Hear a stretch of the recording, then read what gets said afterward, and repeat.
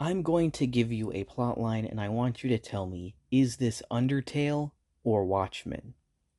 A story written specifically for a certain medium that is considered very nerdy and also looked down upon by some of the older, more quote unquote prestigious individuals. A story that subverts a lot of the tropes and cliches of said medium by adding a layer of realism through creating more fleshed out characters and adding consequences to events. A story that's so deeply rooted in this medium that you literally cannot remove it because it will ruin the actual point of the story. A point that not only is a commentary on its genre, but also on the human condition as a whole. Also, lesbians. And now I ask you again, is this Undertale or Watchmen? Well, if the title of the video hasn't given it away already, it's both. Now I know what some of you might be thinking. What do you mean they're the same thing? That can't be it. What are you trying to say? Is Dr. Manhattan Sans? Is Kara or Chara or however you say it Rorschach? No. I'm not trying to say anything like that at all. In fact, I'd say as stories, they're pretty close to being polar opposites. Now, they both do explore a lot of darker and lighter themes, and I will get into that later. I'm trying not to spoil things now, but I feel like in general, the consensus around both of them is that Undertale is a much more kind of wholesome fantasy kind of story, whereas Watchmen is like a lot more realistic and gritty. Undertale is more about how your decisions affect you and the people around you, and how important to, understand the butterfly effect is. Whereas Watchmen is kind of more about how, small and powerless we all are in the world. And I know I am, a bit kind of generalizing them both, but that's just because I'm trying not to spoil too much this early on. And I get that in that regard, they might not really be that similar. I'm not going to try and make connections that aren't really there. I mean, who do I look like? The question. But I feel like with both of them, the story that they're trying to say and how they say it, how that all relates to their own medium, is very similar.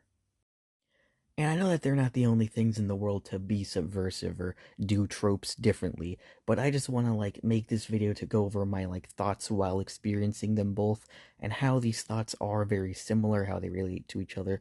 Plus, I just really want to talk about Watchmen and Undertale because I like them both a lot. So, without further ado, we begin with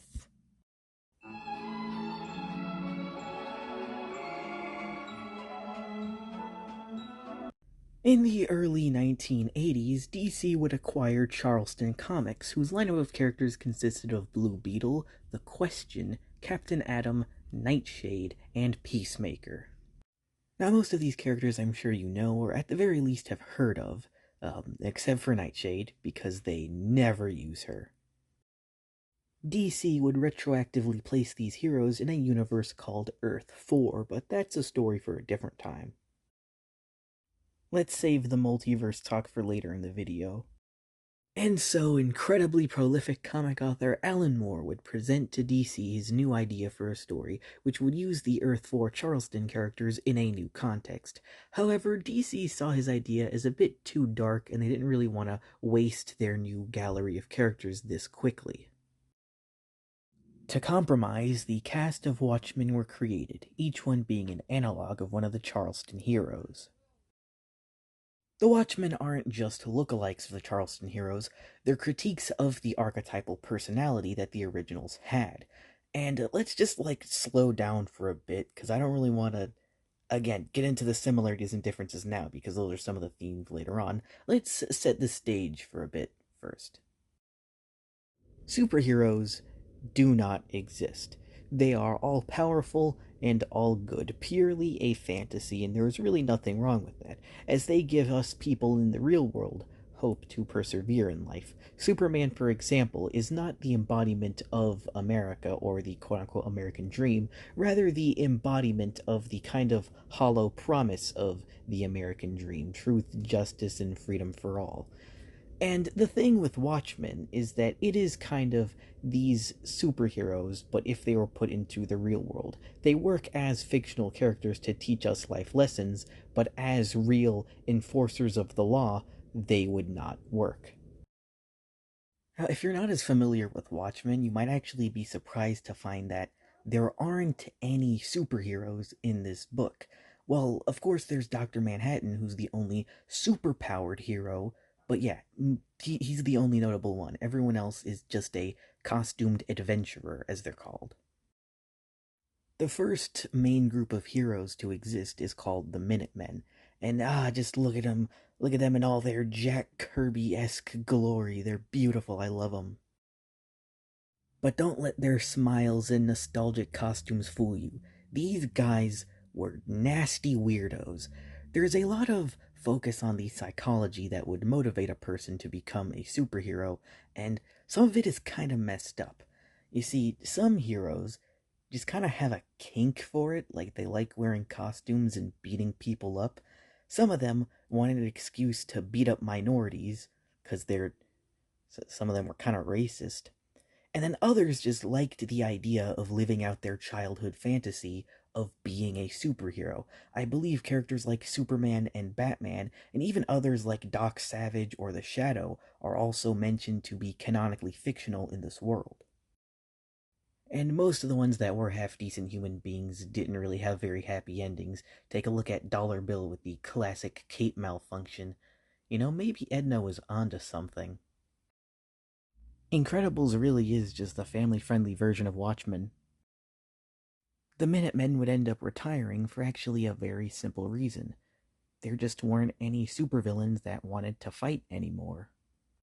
That, and also because there was a bit of tension within the group because one of the members, the comedian, did, let's just say, something really bad, or tried to do something really bad to one of the other members, Silk Spectre. I really do not want to get into that part, but if you know, then you know. A few years later would be the creation of Dr. Manhattan. John Osterman would become the world's first superpowered hero. And he wasn't just a superpowered hero, he was the superpowered hero.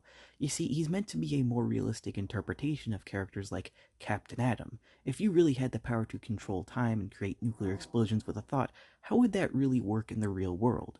Also, he's a Minecraft YouTuber. He'd try to get with the 16-year-old Silk Spectre and like yeah. And it was the 70s. He didn't know any better. Whenever John became Dr. Manhattan, he would witness his entire life flash before him. Being a kid with his father, working on watches, meeting the woman he would marry, her leaving him, all of it was all seen at once.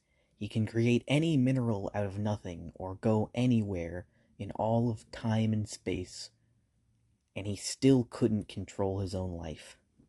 It led him down a path to believe that existence was ultimately meaningless. What's the point of seeing the strings if you're just another puppet in time's hand? Dr. Manhattan is the equivalent to the prisoner in Plato's cave. He's escaped and seen the truth about reality, but at what cost? His life is permanently changed now.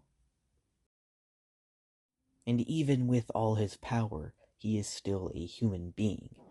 After being framed for giving various individuals, including his ex-wife, cancer, the pressure, the weight of the world would come crashing down on him. He would decide that it's better if he left Earth behind and all the frustration that came with it.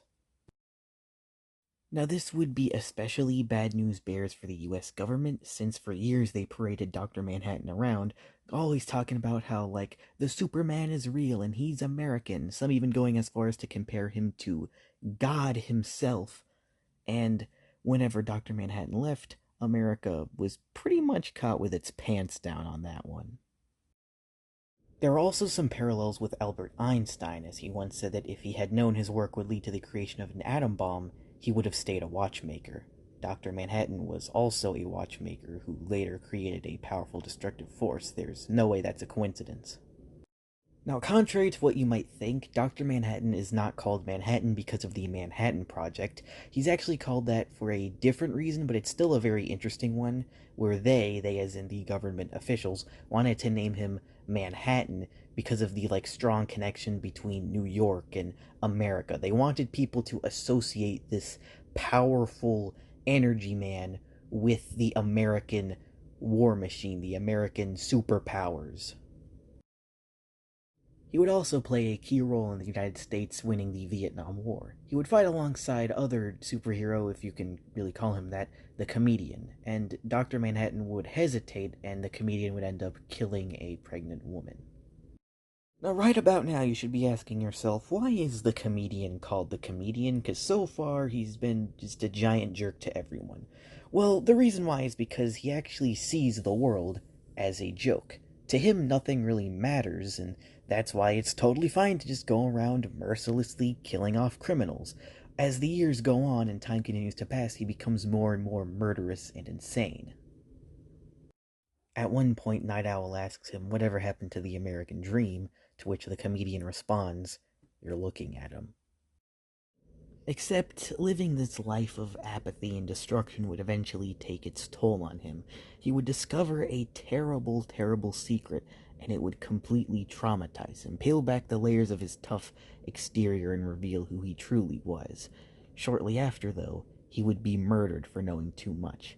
And this very moment is what kicks off the start of the Watchmen story. The main focus of the story will be on Rorschach, who's investigating the comedian's death, believing there to be a masked killer targeting old heroes. He would be joined by two other main characters, Dan Dreberg, the second Night Owl after Hollis Mason, and Lori Juspizek, hope I'm pronouncing that right, the second Silk Spectre after her mother Sally Jupiter.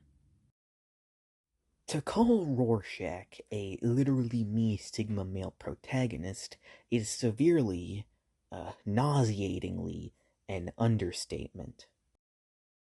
This man browses Reddit while listening to the Perfect Girl remix songs, and I'm not even exaggerating, everything he says sounds like a 4chan green text.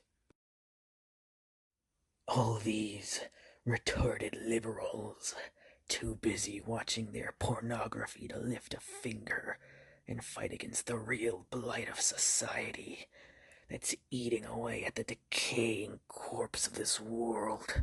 I must step up, be judge, jury, and executioner. Also, if you're gay and don't want to be a victim of homophobia, then just don't be gay. All of that is actually how he talks. Yes, even that last part. Rorschach is not a parody of the Patrick Bateman archetype. He's a parody of people who take a look at the Patrick Bateman archetype and go, wow, that is relatable. He's a parody of a parody. He's predicted the literal just downfall of society. This is honestly scary for so many reasons on so many levels. You know the meme of Patrick Bateman walking down the hall with the headphones in?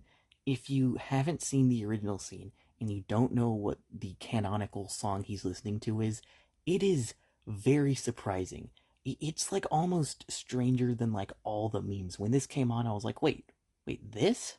What? Rorschach shows us that a normal person cannot handle the weight of the world on their own. You can't choose to see the world as black and white and also try to fix everything all at once. It doesn't matter if you're Mr. A, The Question, or even Batman, it's not possible. It is honestly very painful that so many people misinterpret what the point of Rorschach is meant to be, especially given the fact that Alan Moore himself says that he hates Rorschach. Now look, I like Rorschach, but not really because I like him, more just because I like his character and what he's meant to represent. But if you like Rorschach because, oh, he's this badass anti-hero, then you clearly are reading past your grade level and you need to go back to reading Kitten Cat. Actually, no, I'm sorry, I shouldn't have said that. Kitten Cat is clearly too good for you. And look, it's not like the dude hasn't had a bad break, you know? He was abused as a kid, there was this whole incident with a little girl and some dogs that permanently traumatized him, so much to the point he refused to be Walter Kovacs anymore. Now he's only Rorschach. But at the end of the day, he's a reflection of the grisly society that created him. All he's really doing is just adding to the big pile in the shit sandwich. Moving on to a much less blatantly despicable character, Night Owl. Night Owl is meant to be much more of a gadgeteer. He relies mostly on technology and vehicles to do his crime fighting. Dan is a retired superhero. He's hung up the cape and is trying to leave that life behind. He's also pretty out of shape. But he still feels the hero life calling to him, and deep down he wants to return to those good old days of being a superhero. Night Owl wants to be a good hero, but the issue is you kinda can't do that without really getting your hands dirty. A really cool detail that I like about Night Owl is how at one point he invented this like robot exoskeleton, but never used it because it broke his arm. This also shows how realistically a lot of superhero gadgets would not work practically.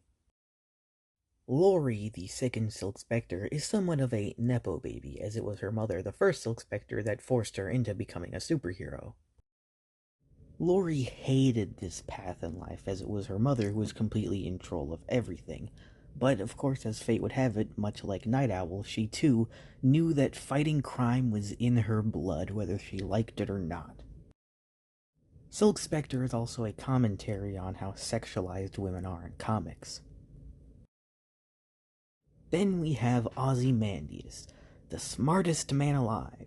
Okay, now spoilers, but this guy's evil and insane. He's the main bad guy. He's the twist villain.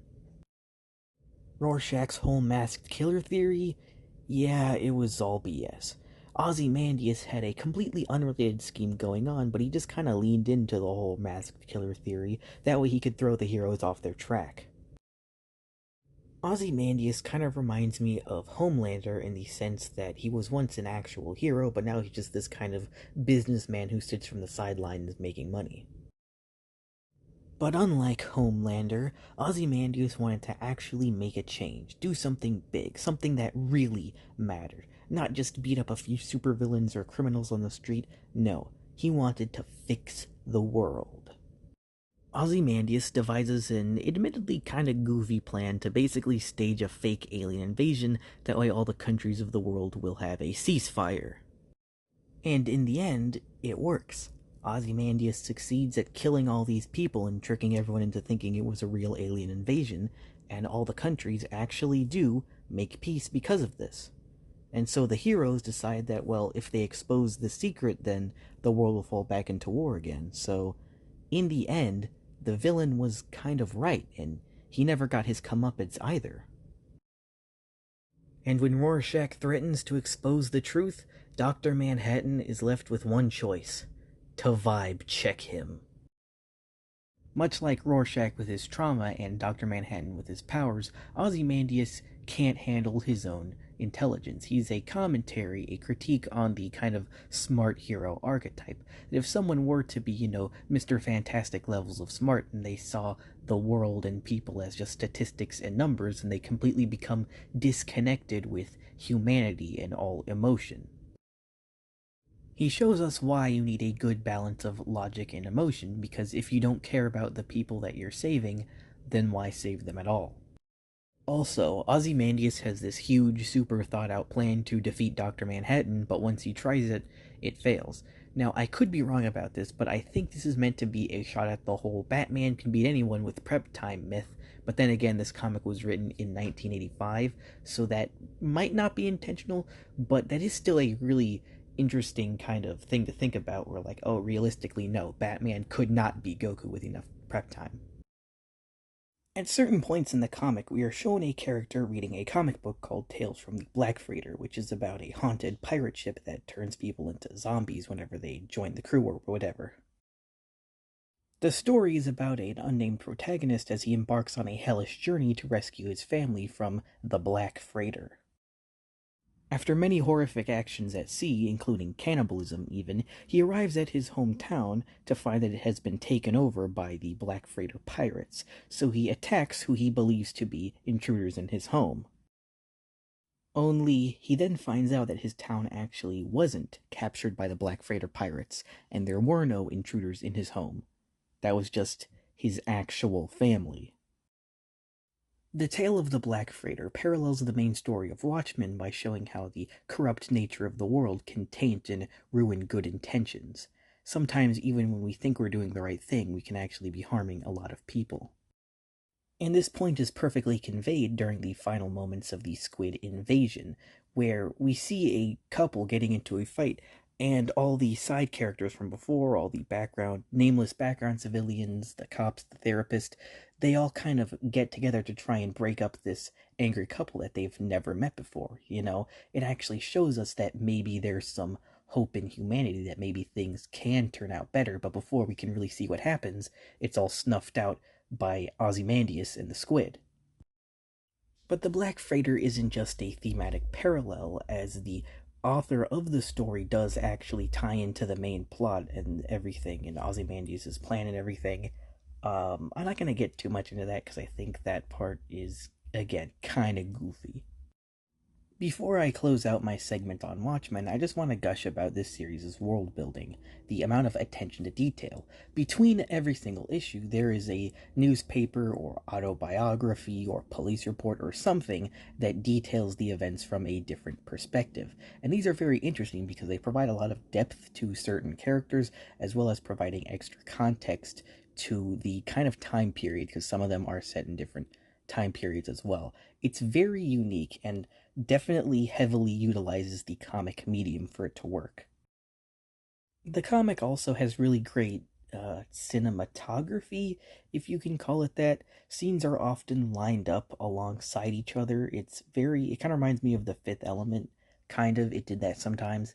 One scene I think is a great example is towards the end there's a reveal, not going to spoil what, but as it's happening you're shown a perfume bottle in space smashing against a wall, as well as a flashback of a snow globe smashing, and they both like explode with water everywhere right as the reveal happens. And it's also a very subtle reveal as well.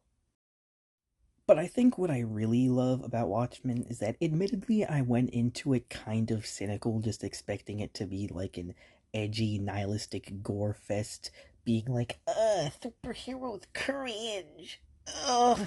But it's actually not that. In a way, it's kind of the opposite, since the concept of superheroes are very idealized. Superman is perfect for a reason. This comic is meant to show how, if they were to exist in the real world, this is how they would actually turn out. It's just very honest. All in all, Watchmen is a story that teaches us that often it can be hard to change the world without becoming a reflection of it. It can be hard to escape an endless pit of despair without becoming despair yourself. But it's also a tale of humanity, of grieving, of hope and triumph. A story that reminds us that we're all living in the same world and we all need to look out for each other. And really, at the end of the day, is that not what superhero stories are meant to be about in the first place? Yeah, yeah, I guess it is. And on an unrelated note, you think an 8-year-old child would survive falling off a mountain?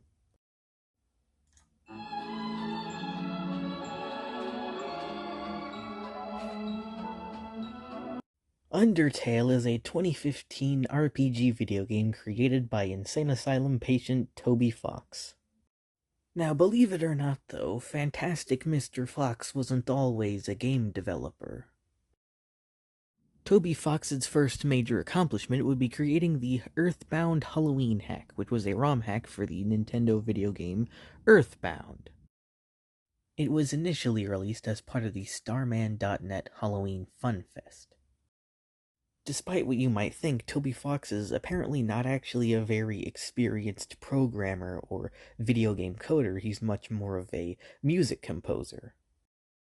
He's composed for the recent Pokemon video game Scarlet and Violet, as well as the webcomic Homestuck. Sorry, I just gotta ask. I'm sure there's probably an explanation for this, but like, how the frickin' frackin' frick do you compose for a webcomic? There's no sound. I probably sound like an idiot right now. I'm sure there's gotta be an explanation, but like someone in the comments, please tell me. No, I know absolutely nothing about Homestuck. All I really know is that like it's really confusing and complicated, and also maybe something about Snoop Dogg, and that's about it. Oh, and also Hive Swap. Remembered Hive Swap. I actually heard of this before Homestuck. I think it's like connected in the same sense that like Undertale and Deltarune are connected, where it's like the same thing but not really. And it's like one of those things where like a lot of the fans are really weird, and I think sometimes the creator has gotten into some controversies, and I don't know. I know I say this a lot, but this really is just something that should get its own video entirely. Since I know absolutely nothing about it, I think it'd be pretty fun to just dive in headfirst and see it all at once. But that's for another time. Okay, now pivoting back to the Radioactive Man, Toby Fox, along with Temmie Chang, would develop Undertale together. They would design all the sprites and do all the coding, and from what I've heard, the coding of Undertale is actually something called spaghetti code, which, in other words, is like very, like duct tape and shoestrings. Everything's held together very scrappily, I guess.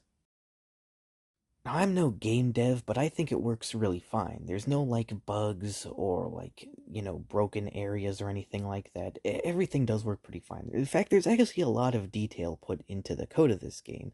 You're gonna see why later on. It is pretty surprising how someone with like absolutely zero experience with game development would make such a magnum opus on their first try, but I mean, then again, didn't like R.R. Tolkien write The Hobbit as his first book? Either that or Temmie did all the work, which is probably what happened. Okay, now, what is Undertale even about, really? It all began when there were humans and monsters, and of course, they ended up breaking out into war. Now, surprisingly, though, the humans would end up winning the war, and they would banish the monsters underground using a magic spell. Centuries later, this dumbass kid would be wandering around Mount Ebott, which is actually where the entrance to the underground is. And yeah, they would trip and fall and land into the underground with all the monsters. They would face plant into the monster world pretty much. If this hole is just there, how come the monsters never use that to get out? Is the one thing preventing monsters from rising up again just like 2 feet of a hole? They don't have a ladder to get out? Dang. Dang, pathetic monsters. No wonder we humans won. Well, there's probably like magic or something stopping them, because the only way to permanently break the seal is with the 7 Chaos Emeralds, which are held inside humans. So, because of that, humans are kind of like wanted in the underground. The player would then assume control of the fallen human, whom they would get to name, but spoilers later on is revealed that they already have a name, and it's Frisk. Also, Frisk has no gender. Well, actually, they do, but it's like ambiguous. The entire point of Frisk is that the player gets to headcanon whatever gender they want, so I'm gonna say girl. As Frisk, the player would travel through the underground and encounter all sorts of different monsters, and for pretty much every monster, you can either kill them or spare them. Now, there are a handful of main characters, and once again, you are given the option to either kill or spare them. And the thing is, normally in an RPG, you're supposed to kill as many enemies as possible and steal all the loot and do all that kinds of stuff. And the reason why Undertale is so unique is because if you choose to play the game like a normal RPG, there are realistic consequences. The characters begin to fear and hate you more and more. There are even empty areas because they have all been evacuated because, some psycho killer is on the loose. Now, most of the main characters take up somewhat of an antagonistic role at least once. One of the first people you meet is Toriel, who is at first seemingly a pretty innocent old woman who just wants to take care of you, but then later it's revealed that she actually wants to destroy the exit to the ruins, permanently trapping you in there with her. But she isn't doing this just to be creepy or anything, she is doing it to protect you, and if you refuse, then she lets you leave. Then there are Sans and Papyrus, two mysterious skeleton brothers who speak in the textile fonts that their names are based after. Sans is the most mysterious, as he seemingly is capable of teleporting. He might have like a time machine in his basement, and he knows more than he's letting on. At one point, he even says that he would have killed you on sight if it weren't for Toriel. Though both Sans and Papyrus have their funny moments, Papyrus feels much more like an obvious comic relief character. Initially, he feels a lot like a stereotypical villain. Later on, we do learn that he really wants to become a royal guardsman, and he's willing to hand you over to the government, whom he knows full well is going to kill you, to do so. Undying, a member of the aforementioned royal guard, will straight up try to kill you. And then we have Alphys, the royal scientist, along with Mettaton, whose robot body was created by her. Mettaton is a sadistic game show host who puts you through all kinds of different torment, then he turns hot for some reason. Alfredo Sauce never does anything directly harmful to you, but she has still done some pretty awful stuff, namely like experimenting on a bunch of dead people and not telling their family members about it.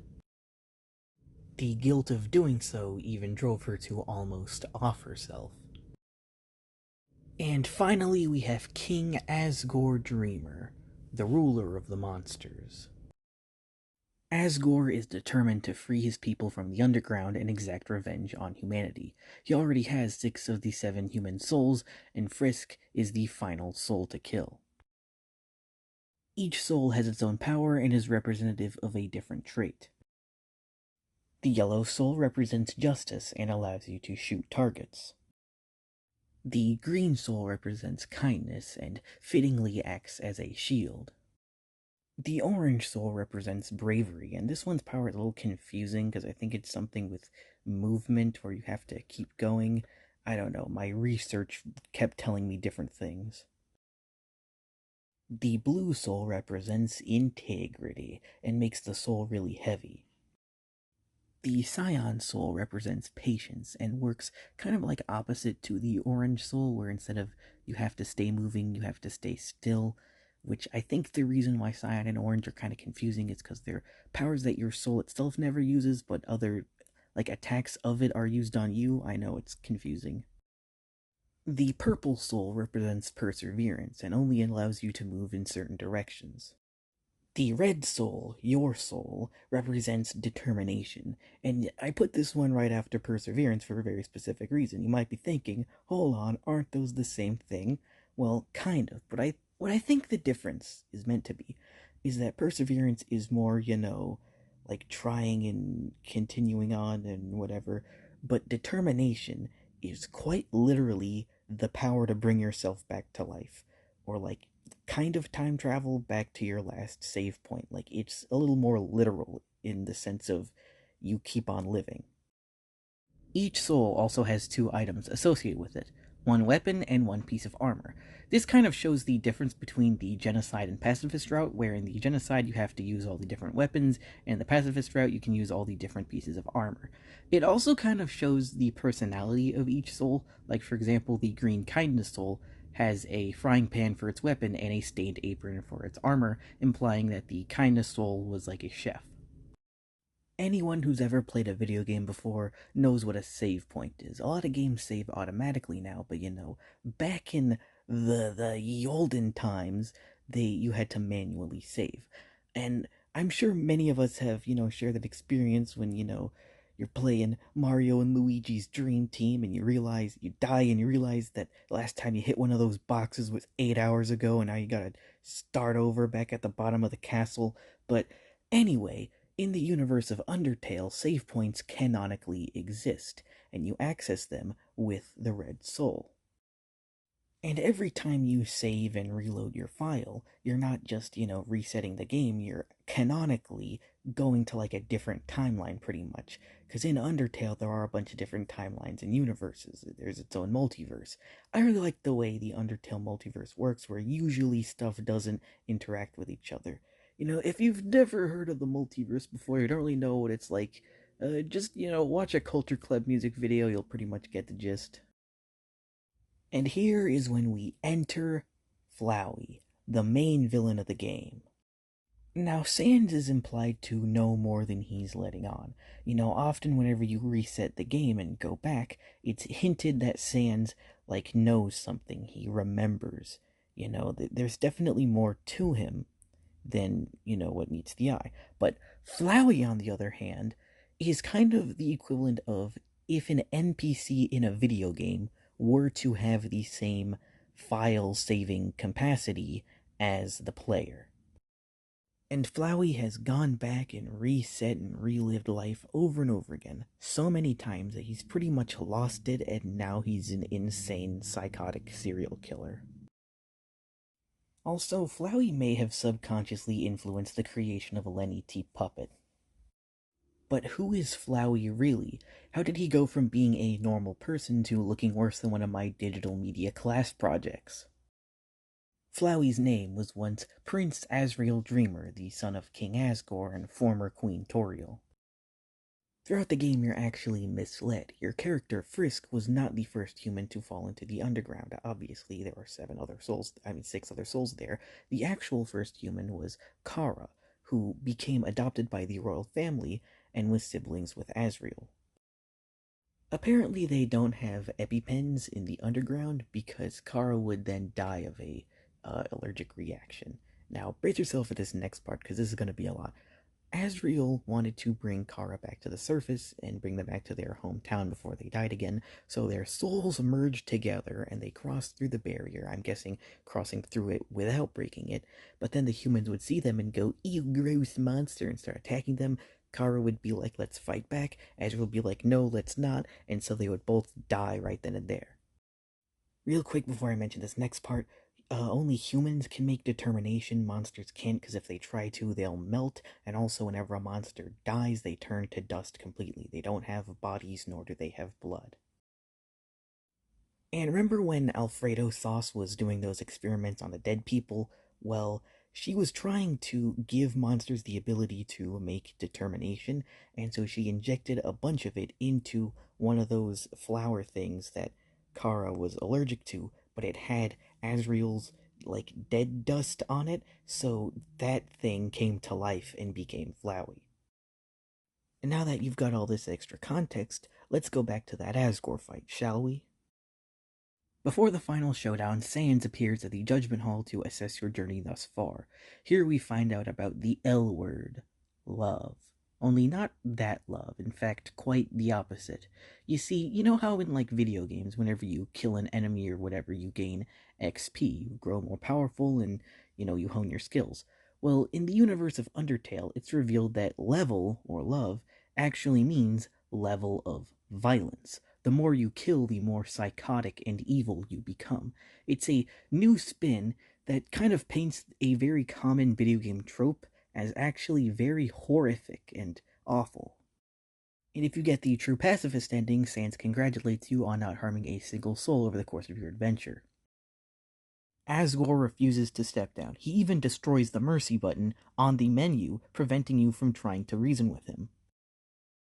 After Asgore is beaten, you are then given the choice to spare him, and in the neutral route, either way, he still ends up dying, and you manage to escape the underground with all the monsters permanently trapped there. In the true pacifist route, all of your allies will decide to go against the prophesized showdown and interrupt the fight between you and Asgore, as they don't want either of you to die. This moment is really wholesome and shows how your relationship with each character is so strong they were willing to go out of their way to try and rescue both you and Asgore. But then what's even better is that immediately after this really great moment, Flowey shows up and then captures everyone all at once. It's so good. Flowey then absorbs all the human souls and then becomes this giant rainbow angel death monster goat man called the God of Hyperdeath. That is a final boss if I ever saw one, goddamn. Also, the song that plays whenever you're fighting him is called Hopes and Dreams, and it is so good. The title Hopes and Dreams just perfectly fits with the song. It also works really well with the theme of the fight. The Undertale soundtrack is something that has been talked to death, but that's because it is genuinely a really good soundtrack. The Sans Grillby's theme has a very chill, laid-back kind of feel to it, and that's because of Sans' perceived lazy persona, which is actually like a facade for his real intentions. And then the Undying themes are all very like overly heroic and battle ready. The Snowden theme also perfectly captures a feeling of cozy warmth and whimsy, a bit of a hallmark of the fantasy genre. Back to the fight with the scary evil goat man. In order to beat Flowey, you have to reason with each of your friends to turn them back to normal, as the more normal they become, the weaker Flowey gets. In the end, your soul reaches out to him and he's transformed back to normal. He is once again granted the ability to feel emotions, and he comes to his senses and realizes all the horrible things he's done. And I believe here is when it's officially revealed to both the player and Azriel that the character you were playing as and Kara, the unnamed fallen human, aren't actually the same person. It is then stated that even though he's returned to this form, it will only be temporary, and soon he will revert back to his Flowey form and lose all his emotions. It's also here that you are given a choice to either forgive Azriel or not forgive Azriel, and really both options feel valid in their own way. It can be argued that he's not innocent because he did lots of horrible, depraved things and killed lots of people, but it can also be argued that technically he wasn't in control and didn't really know what he was doing, so he is innocent. It really is up to the player to decide. But really, that's kind of how your relationship with every character plays out. You aren't really told whether or not you should spare or kill anyone, it is completely up to your choice. Take, for example, Toriel. After the death of Azriel and Kara, she would split up from her husband Asgore and live alone in the ruins for decades. You would come along and kind of be adopted by her and become her new kid, but she would be overprotective and threaten to destroy the exit to the ruins. So it makes sense why she's acting this irrationally, and if you choose to spare her, then she does kind of agree with you and let you go. But it's not just your relationship with each character that changes throughout the game. You can actually get some other characters to interact with each other, and then they can develop different relationships as the game goes on. This is seen with Alphys and Undying, who fall in love towards the end of the game. By the end of the game, the barrier between worlds is broken, and you and the rest of the monsters are able to return to the surface. It said that you would become the ambassador between the humans and monsters, which is like, aren't you like 8 years old? And though I find it somewhat unrealistic that the monsters would immediately adjust to the outside world, again, as I've been saying, redemption is a pretty big theme in Undertale, so the monsters and humans learning to coexist with each other after the war is a very important thing that needs to happen. Nevertheless, it is an incredibly satisfying ending to the pacifist route, but technically not the actual conclusion, as there is much more the game has to offer. Remember when I was talking about how the code was duct tape and shoestring? There is a lot of like hidden jokes and little areas and moments that you need to kind of backtrack in order to find. But the thing is, there are 93 or like around 90 endings of Undertale, and apparently each one is meant to be canon to its own alternate universe or whatever. But there are two most notable endings, and they are the True Pacifist, which I just told you about, and also True Genocide, which is like the evil route. In the Genocide route, you consistently hunt down and kill every character you encounter. Undertale is so famously known for its characterization and charm that even nameless background NPCs can be very memorable, and that's why the Genocide route is so fascinating, as it takes the entire world of Undertale and puts it on its head by treating it as a quote-unquote normal RPG in which the goal is simply to slaughter everyone. Towards the end of the Genocide route, Sans attempts to stop you. He is shown begging, pleading with you. Why? Why are you so determined to kill off everyone? Why can't you just give up and go home? You're shown Sans struggle. This is not simply a boss fight in a video game. This is a character trying to save other people, going through suffering to try and stop this monster from destroying more lives. People agree that the Sans fight is the hardest in all of Undertale, maybe even one of the hardest bosses to beat in gaming just as a whole. But the thing is, people also agree that it's never really satisfying to beat Sans because once you kill him, it just makes you feel bad. Kara also plays a very different role in the Geno route. In the pacifist route, it is implied that Kara hated humanity, and perhaps that's why they killed their own village. But here in the genocide route, your determination and killing everyone actually brought Kara back from the dead. Kara approaches you offering to erase the universe, or in other words, delete your save file, and it doesn't matter what option you choose, as they will delete your file either way. Not only that, but if you repeat certain endings and in a certain order, you unlock even more. For example, by doing the genocide ending and then attempting the pacifist ending, you basically get this hidden ending screen that shows everyone with their faces crossed out. Or if you do genocide over and over again, eventually Kara becomes scared of you and refuses to delete the world again. It's a bit of a parallel to the pacifist route in the sense that in pacifist, if you continue to be kind and compassionate to everyone you meet, then you do find a way to crack through their surface and redeem everyone. But with genocide, it's like you're this relentless monster that refuses to accept any form of, I don't know, emotion, I guess. It feels almost like a warning about cynicism, that it can almost be deadly if you let it consume you. There's also a system called the fun value, where every person's playthrough of the game kind of has randomized events, so certain inside jokes and secrets may or may not appear depending on your playthrough. And there's even this entire, other storyline about someone named W.D. Gaster hidden within these fun value rare events. Wingdings Gaster is said to be the royal scientist before Alfred Pennyworth, and he fell into quote unquote his own creation, and his mind was split into a million fragments across the multiverse. His own creation has been theorized to be a lot of different things. Some say the core, others say the determination extractor, some even suggest the dark fountains from Deltarune. It's heavily theorized that Gaster is in some way related to Sans and Papyrus. Since he does seem to be a skeleton, it is implied Sans and Papyrus are from somewhere else, maybe even like time travelers, and Sans is a scientist who knows Alphys. Also, the fact that they all have text fonts for names, though the skeleton thing might not hold up since it's believed that Gaster isn't really Gaster and that this is what he really looks like, so I don't really know. And again, I must reiterate the fact that Undertale has this complex of a coding system, despite being spaghetti code, is really impressive. And look, take it from someone with terrible grades in computer science, coding is not easy.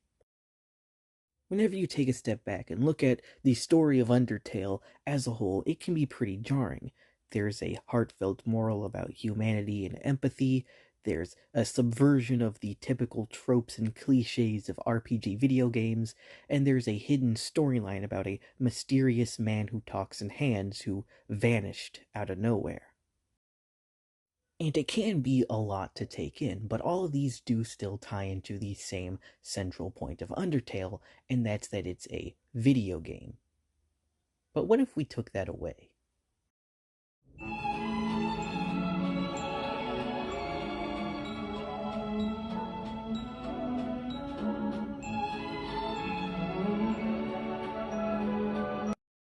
Now, as I've said repeatedly, Undertale and Watchmen work really well because of their medium that they're trying to represent. Not only is the story itself a reflection of that, but also the way the story is told through said medium is very specific.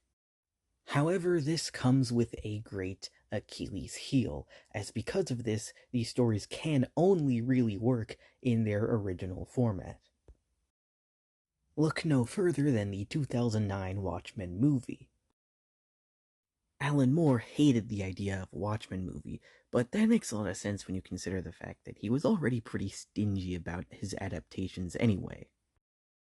But with Watchmen specifically, I completely understand his point. If the entire point of the story is that comics can be a prestigious, intelligent medium, then by removing the story from said medium completely betrays the original intention. That's like trying to make a wacky, lighthearted game show out of Squid Game. Also, they didn't even include Alan Moore's name in the credits because of this. Despite the fact that I literally hate that this movie exists, it does have quite a few redeeming qualities. The casting is on point, and the costumes are really great and accurate. They don't try to streamline any of them, except for Night Owl's suit, which I kind of love and hate, because on the one hand, it looks too much like Batman and not enough like Blue Beetle, but on the other hand, it actually looks better than every live action Batman suit. And it does do a great job capturing the grandiose feel of a comic book story, something that, movies are able to very rarely achieve. But overall, this movie feels like such a husk of what it could have been. It kind of does everything that the comic did, but without really understanding what made it work. The Black Freighter segments I want to like because they are animated in 2D and it's a live action movie that kind of is alternating between different styles and that is pretty unique. But they've removed a lot of the kind of symbolism. The scenes in the real world are like shorter now, and also they've kind of taken out the plot point about it relating to the squid because there is no squid now, and so that just kind of leaves you wondering why even have the Black Freighter segments at all. If you're going to adapt something and you're trying to cut it down to make it shorter and more palatable, this is the type of thing that you should cut. Zack Snyder is known for his stylized directing, so why is it that this movie feels like it has so much worse cinematography than the actual comic? And when it's not copying the original for the sake of copying the original, it's just completely misinterpreting it. Take, for example, one of my favorite scenes, when a perfume bottle shatters in outer space, while in Silk Spectre's memory, she's dropping a snow globe and it's shattering, and then also at the same time, a big reveal is made. In the movie, the perfume bottle is completely absent, and the snow globe is in the background, almost as an Easter egg. When you remove both of those things, it completely takes away from the impact of the reveal. The squid is completely absent from the movie and is instead replaced by an energy bomb that mimics Dr. Manhattan's powers. Even though I do like how the squid is a parody of giant monster and alien invasion tropes in comics and sci fi and stuff, it does still work a lot more to have Dr. Manhattan be framed for everything. But at the same time, removing the squid does break a bit of the story since the whole island where the squid was created was a pretty big plot point. So you can't just take it out without having to rework things a bit. Luckily, though, the movie does not acknowledge any of these issues. In the original comic, it was part of Ozymandias' plan to frame Dr. Manhattan and get him out of the picture before going ahead with his scheme. So in the movie, it does kind of make sense for him to frame him twice. But it feels less like the movie made this change to improve the story and more like they did it just to avoid using the squid. Like they chickened out of making a giant CGI tentacle monster. Another scene that isn't very well translated is the scene where everyone dies after the Squid/Manhattan attack.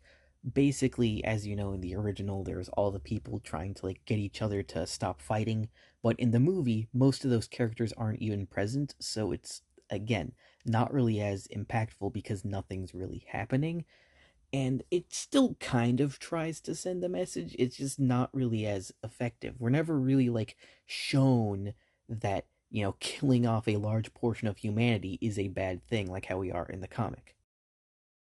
And again, remember all those segments in the comic where it'd be a newspaper or autobiography or magazine? Well, in case it isn't obvious, you can't exactly put that into a movie because, literally how? So they're all gone. So all that extra, context and character background thought is all just completely absent. How do you know that Hooded Justice was probably a fascist? You don't. You're never told, or even hinted at anything. Credit where credit is due, there is one scene that is actually better and more stylized in the movie than it is in the comic, and that is, spoilers, Hollis Mason's death. In the movie, it's very visually interesting, and it's kind of surprising the comic never really did anything like that. Also in the opening scene of the movie, which is still okay but not quite as good, there's a part where Night Owl saves a couple from a robber, and it's said that this happened in Gotham City, so it's said that those two were Thomas and Martha Wayne. But also in the background, there's a Batman comic, so which is it? Though the whole point of Joe Chill is that he was just a random criminal that came out of the shadows, not the freaking Hamburglar. Overall, Watchmen is one of those movies where if you don't know the source material, you'd probably see it and think, oh, that wasn't so bad. But the more you kind of know about the original and how it was so much more detailed and nuanced, the more you kind of grow frustrated thinking about the movie. And also, DC said that they're going to make an animated Watchmen movie sometime in the future. And if you're listening to that and thinking, what, that's pointless, we already have the live action one, literally imagine how comic fans feel. Overall, I give Watchmen 2009 a 0 out of 10. Night Owl wasn't fat enough. Would recommend. I know I've already brought up the whole Rorschach misconception, but there's a little more to say about that. Alan Moore hated right wing politics, and Rorschach was meant to be a caricature of said politics, to make fun of and show how nonsensical they were. However, despite this, there is a very large right wing Watchmen Rorschach following. He even went on record saying, if people are going to misinterpret my work anyway, then what's the point of doing it at all? And look, as someone who likes to be really creative, that is very disheartening to hear. Even with something like Undertale, a game that's so blatantly about kindness and compassion, people still misinterpret its message. If you go on like any comment section or any forum, people are always saying, oh, why can't we go back to the old days, back before Undertale was ruined? But honestly, the cold hard truth is, it doesn't matter what the message is, there will always be someone who just doesn't get it. And then that's when you gotta think, what now?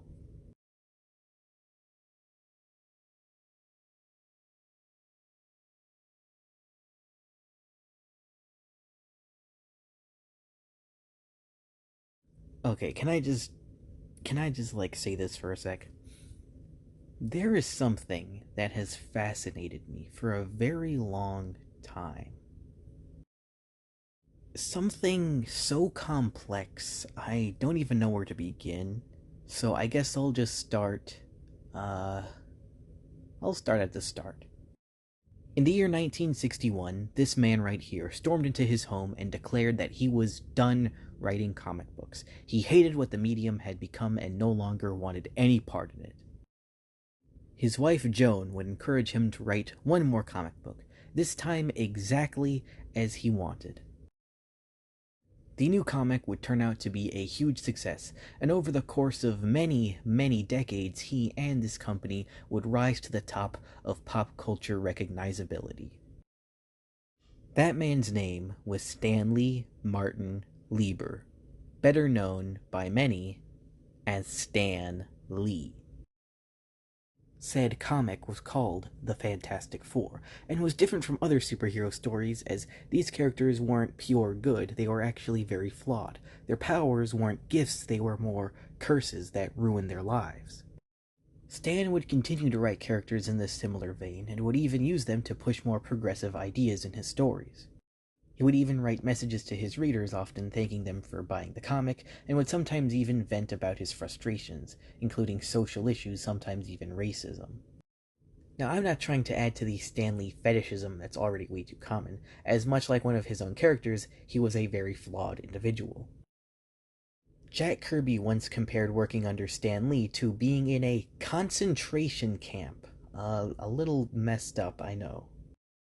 And even though Stan Lee is the face of Marvel, he didn't do everything there. A big issue in both Marvel and DC is that whenever a writer creates a character, it's more the company that's given credit, not the author. But the reason why I'm talking about Stan Lee and his story now in this video is because, in a lot of ways, he was a punk. He was a kind of rebel who didn't do what the mainstream was doing and would sometimes even disobey the comics code if it meant telling a better story. Decades later, the superhero genre was still considered something of an underdog, only really appreciated by the little few. But soon it would break into the mainstream and absolutely dominate the 2010s. Only recently things have become different. Now they're controlled by their big mouse corporate overlords and money, yada yada yada. I don't give a shit. The thing is, right, I feel like the concept of an interconnected universe is really not a bad idea. There's nothing inherently wrong with it. The issue is the capitalism that then you just kind of, things become this big machine that churns out more and more slop to make money, and it's not really about the universe anymore. It's not really about the characters anymore. Where's the lore? Where's the development? There is none. It's gone.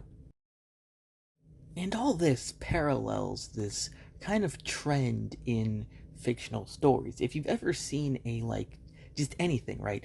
And the handsome prince or the buff square jawed hero who says one liners ever show up, you just kind of automatically know in your head, oh, they're gonna be a bad guy. But why? Why is that what you think? How do you instantly know from such little detail? And I believe one of the reasons this trend became so popular is because of a change in the real world perception of things. For example, Christopher Columbus. When you're a kid, you hear about, oh, he was a great guy. Sure, he could do no wrong.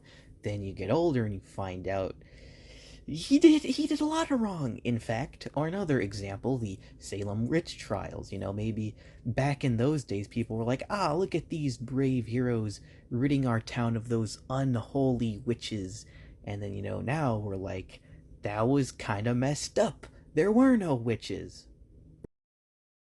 And all this can affect how a person's perception of the word hero may change. Are they someone who stands up for the little guy and goes against the man, or are they simply someone who returns things back to the status quo? And creations like the internet have allowed more marginalized or minority groups of people to share their story and speak up to the rest of the world. People have grown tired of the knight in shining armor swooping in to save the princess from the dragon. Now they'd much rather hear from the princess's point of view, or even the dragon's point of view. And remember, even Undertale was all about having the monsters be the good guys. And at the same time, in some playthroughs of the game, the character that you play as, the protagonist, is the bad guy. That's actually why Kara's name sounds like character. But I'm not trying to argue that this shift is better. I'm not trying to argue that it's worse either. It's simply a change in observation that I've noticed in the trends. You see, you can still write about, knights. I don't really give a crap what you write about. And there are things from both before and after this change that are good, and things from both before and after that are bad. It doesn't really automatically determine anything. Captain America is actually a really great example of how to circumvent this. When the character was first conceived in the 40s, he was a propaganda tool, something to encourage little kids to go join the army and fight the good fight, a practice that is nowadays looked down upon very heavily. And later iterations of the character would not only acknowledge this flaw, but make it a big part of his core, as now the entire point of Captain America is that he was someone who once believed in his country, who ends up in the future and finds out that they weren't as proud and perfect as he once believed.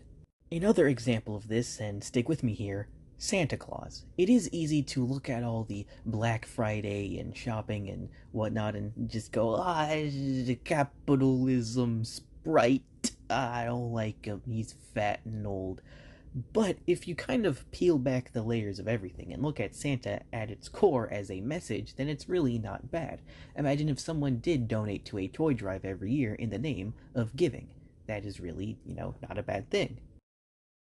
Now, I know what you're thinking. Bradwurst, have you taken your dementia pills? Because it seems like you've forgotten what this video is about. And the answer is no. I haven't taken my dementia pills, but I also have not forgotten what this video is about. I want you to take every single thing I've said up until this point and combine it all together, put it in the back of your mind, and keep that in mind while I present to you the final segment of this video. 2 words. Undertale yellow. Look, as I've stated a billion times in this video, Undertale was made by a handful of people with a shoestring budget and spaghetti code, and despite all of that, it was nominated for Game of the Year, even Best Game Ever of all time, alongside, dozens of AAA studios. This one little indie game somehow made it work. And not too long ago, a beautiful Undertale fan game entitled Undertale Yellow was released, a prequel which focuses on the Yellow Soul before its death. And it is an instant classic, perfectly recreating the feel of the original Undertale. Fans of the game all agree that this feels like it could have been a legitimate prequel. But Undertale Yellow isn't the only fan game out there. There's also Delta Traveler, which started out as a meme and then grew into this whole thing, which even references and cameos other Undertale fan games. There's the many, many iterations of Underswap, but why stop at fan games? There's also comics like Twin Runes and Paper Trails. And look, I know not all of them are masterpieces, but they all have one thing in common, is that they were all born purely out of creativity and appreciation for a single thing. They're fan works within fan works within fan works, all stemming from the original Undertale, which was still an indie project. It's this web of creativity that isn't owned by or controlled by a single person. I mean, sure, there is Toby Fox, but he has, I think, stated that he's like fine with fan creations and stuff. And I also want to note that this isn't something that's exclusive to Undertale. There are plenty of different fandoms and communities all over the internet. And I know everyone likes to be cynical and self-aware, and this video is all about self-awareness, but the thing is, this is something I truly do believe to be a redeeming quality of the internet. Seeing so many people given a voice and a community to be a part of, it really does make me happy deep down inside my gooey parts. Because, my friends, at the end of the day, creativity is important, but most of all, creativity is contagious, so pass it on. And when it comes to creativity, self-expression, and even forming your own opinions, there is one quote from at the end of Watchmen that I think summarizes it all very well. I leave it entirely in your hands. And that, my friends, is the bottom line.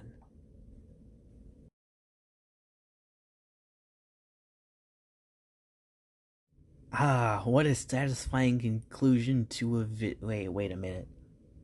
Have I been saying Charleston? It's Charlton. Ah, god damn it. Guess I better delete the entire video right now. This hour-long, thing that took months to make. Guess it's gone now. And doop!